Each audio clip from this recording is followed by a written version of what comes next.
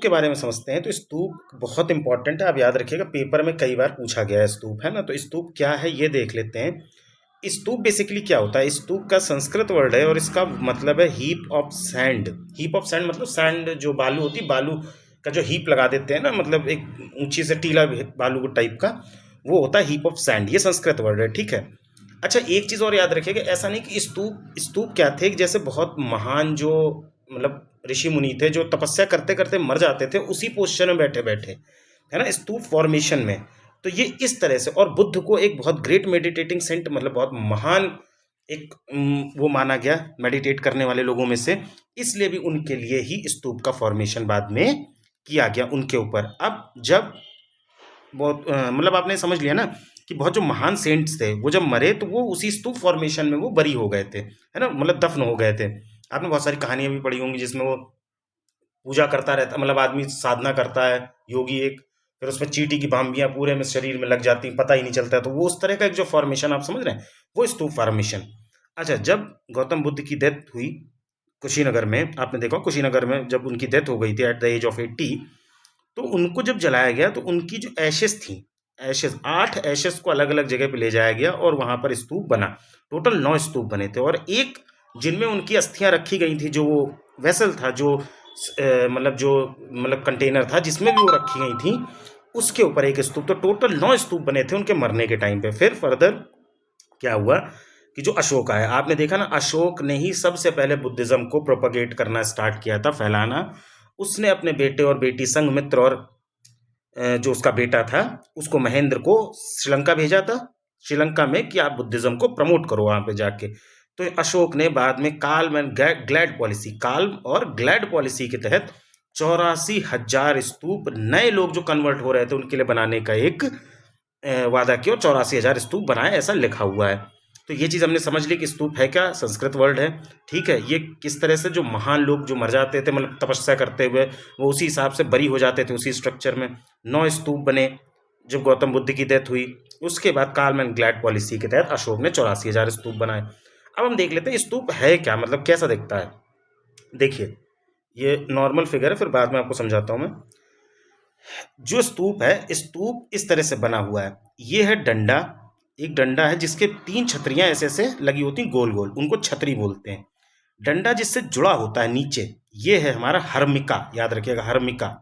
ये हर्मिका है जिससे जुड़ा रहता है। और ये तीनों जो पार्ट है, डंडा, छतरी और हर्मिका, ये तीनों मिला के क्या बनाते हैं आपके, यस्ती। यस्ती बनाते हैं, यस्ती। फिर उसके बाद आता है, ये मेरा स्ट्रक्चर हुआ, नीचे से हमने एक रेक्टेंगुलर या जैसा भी स्ट्रक्चर आया, सर्कुलर रहा, बेसिकली सर्कुलर ही स्ट्रक्चर होता है ना, उसके ऊपर वो बनाते हैं। ये मेधी हो गई, जिसके अंदर मेधी जो है ना, मेधी के अंदर ही जो गौतम बुद्ध की रेलिक्स थी, मतलब इनके जो अवशेष थे, वो उसी के अंदर रखे गए, अनबर्न्ड ब्रिक्स से उसको बनाया गया, ठीक है। ये चीज याद रखें, इसके अंदर यहाँ पे एशेस थी, और इसको कवर किससे किया गया, मतलब अनबर्न्ट ब्रिक्स, मतलब जो पके हुए नहीं पत्थर होते, कच्चे पत्थरों से, कच्चे ईंटों से इसको कवर किया गया। तो ये जिसके अंदर ये एशेस थी, ये मेधी है, ठीक है, मेधी। उसके ऊपर क्या है, अंडा एक बनाया गया, अंडा। फिर ये गोल सा एक देख रहे हैं आप स्ट्रक्चर जो इसके अगल बगल बना हुआ है, ये क्या है, प्रदक्षिण पथ, प्रदक्षिण पथ, एम्बुलेटरी पैसेज वे, मतलब आप समझ रहे हैं। ये जो प्रदक्षिण पथ है, ये मतलब परिक्रमा करने के लिए, गोल घूमने के लिए कई बार ये बनाया जाता था। ये क्या हो गया, ये हो गए आपके वॉल्स, जो स्तूप के बाहर जो बाउंड्री होती थी उसको बोलते थे वेदिका। ये वॉल्स हैं, वेदिका, इन वॉल्स को वेदिका बोलते थे। इनमें एक चीज इंपॉर्टेंट याद रखिएगा, ये जो वेदिका है, इस वेदिका में बहुत सारे जातक स्टोरीज, ठीक है, ये जातक स्टोरीज ये सब इनमें डिपिक्ट की गई थी, याद रखिएगा। जो वेदिका है, वेदिका के ऊपर मतलब उनकी कार्विंग्स कर करके जातक स्टोरीज इसके ऊपर थी। और ये हो गया तोरण। तोरण क्या होता है, जो गेटवे होता है उसको बोलते हैं हम तोरण। 4 तोरण होते थे जो आपकी वेदिका है, वेदिका में लगे हुए चार चार गेट्स थे, और उनको हम बोलते थे तोरण, ठीक है। ये चीज, तोरण पे हमने एक चीज देखा था कि यक्ष और यक्षिनी के जो फिगर्स हैं, यक्ष और यक्षिनी के फिगर्स भी हमें स्कल्पचर्स इनके गेट पे, तोरण पे मिलते हैं। वॉल पे क्या मिलता है, जातक स्टोरीज, गेट पे क्या मिलते हैं हमको, यक्ष और यक्षिनी के फिगर्स मिलते हैं। ये चीज आप याद रखें, बहुत इंपॉर्टेंट है। तो ये हमने समझ लिया। अब हम देखते हैं कि अगर हम इसको इक्वल करें, देखिए जो ये यस्ती है ना पूरी, ये बुद्धा के हेड को रिप्रेजेंट करती है, ये चीज़ याद रखिए। यस्ती, यस्ती जो है ये बुद्धा के हेड को रिप्रेजेंट करती है। और ये जो एब्डोमेन है, ठीक है, पेट, ये अंडा, ये जो अंडा है ना, अंडा इसको रिप्रेजेंट करता है, इनके पेट को। और जो मेधी है, मेधी, मेडिटेटिंग लेग्स, मतलब जो तपस्या करते हैं ना, ऐसे पैरों को मोड़ के जो मुद्रा होती है, वो किसको रिप्रेजेंट करती है? मेधी को। ठीक है, अब ये चीज़ आप याद रखिएगा। अच्छा, हाँ, एक चीज़ हम देखते हैं कि ये जो 4 गेट्स हैं ना, ये 4 गेट्स बेसिकली 4 जो इम्पोर्टेंट घटनाएं हुई बुद्ध के जीवन में, उसको रिप्रेजेंट करते हैं। जैसे ये नॉर्थ वाला हो गया आपका, नॉर्थ में क्या है? मल्ल डायनेस्टी थी। मल्ल जो रिपब्लिक था, आपको बताया था ना, महाजनपद होते थे। महाजनपद 2 तरह के थे, एक रिपब्लिकन था, एक मोनार्कियल था। तो जो मल्ल थी, ये मल्ल रिपब्लिकन थे। और इनके यहाँ एक जगह थी कुशीनगर, कुशीनगर में ही गौतम बुद्ध को महानिर्वाण की प्राप्ति होगी। मतलब इनकी मृत्यु हो गई थी 483 बीसी में। ये 483 बीसी में इनकी मृत्यु कहाँ हो गई थी? कुशीनगर में हो गई थी। और ये क्या उसको बोलते हैं, इस चीज़ को? महापरिनिर्वाण। ठीक है, नॉर्थ हो गया। ये आपका ईस्ट, लुम्बिनी, लुम्बिनी में तो सबको पता है इनका बर्थ हुआ था, जन्म इनका कहाँ हुआ था? लुम्बिनी में। साउथ बोध गया, बोध गया कहाँ है? मगध में। बोध गया में क्या हुआ था? इनको निर्वाण की प्राप्ति हुई थी, जहाँ इनको बुद्ध बोला गया, जहाँ इनको ज्ञान एनलाइटेंड हुए। और वेस्ट में क्या है? सारनाथ। सारनाथ आपको पता होगा किस में था? ये काशी में, काशी में सारनाथ आता था। सारनाथ में इनने क्या किया था? जो डियर पार्क था, वहाँ पर इनने अपना पहला सरमन दिया था ना, पहली अपना उपदेश जो दिया था वो सारनाथ के डियर पार्क में दिया था। और उसको क्या बोला गया? धर्म चक्र परिवर्तन। ठीक है, ये इंपॉर्टेंट चीज़ें हैं जो हमने देख ली। मतलब सारनाथ में इनने धर्म चक्र परिवर्तन स्टार्ट किया था, वहाँ पर इनने अपना पहला सरमन दिया डियर पार्क में। ये देख लीजिए, ये फिगर है, नॉर्मली आप देख सकते हैं। देखिए ये इस तरह बना हुआ ना, ये आपका तोरण हो गया, गेटवे। ये आपकी वेदिका हो गई, जो वॉल्स बनती हैं। इस पे हमने जहाँ तक स्टोरीज देखी, इनग्रेव्ड रहती हैं। और इस पे क्या थी? तोरण पे जो गेट है आपका, गेट पे यक्ष और यक्षिणी के फिगर हो गए। ये देखिए स्टेयर केसेस हो गए ऊपर जाने के लिए, किस पे? प्रदक्षिण पथ पे, अपर एम्बुलेटरी पाथ। एक नीचे भी होता था तो उसको लोअर एम्बुलेटरी पैसेज बोल सकते थे, है ना। ये सर्कुलर वे में हो गया। ये देखिए, ये मेधी हो गया, ये अंडा हो गया, ये अंडा हो गया, ये मेधी हो गई नीचे, ये यष्टि हो गई, है ना, ये तीनों मिला के यष्टि, ये हर्मिका, ये डंडा, ये छतरी, और ये सब मिला के कितना हो गया था? यष्टि। ये हमने देख ली ये चीज़ें। और 4 तोरण थे, 1 2, उधर 3 4। इस तरह से हमने ये चीज़ें देख ली। अगर आपको ये देखिए सांची स्तूप देख लीजिए, ये सांची स्तूप हो गया ना। ये देखिए, ये ऊपर लोग चल रहे हैं, प्रदक्षिण पथ बना हुआ है। ये गेटवे हो गया, तोरण। ये क्या हो गई? ये वॉल्स हैं, जिसको हम क्या बोलते हैं? अभी हमने देख लिया था, वेदिका। ठीक है, ये देखिए यहाँ पे यक्ष और यक्षिणी के फिगर्स यहाँ पे इनग्रेव्ड हैं, और इसके ऊपर जातक स्टोरीज। तो ये आपका सांची स्तूप है, जो बहुत इंपॉर्टेंट अशोक ने बनवाया था। ठीक है, ये आपका यहाँ पे स्तूप भी खत्म हो गया।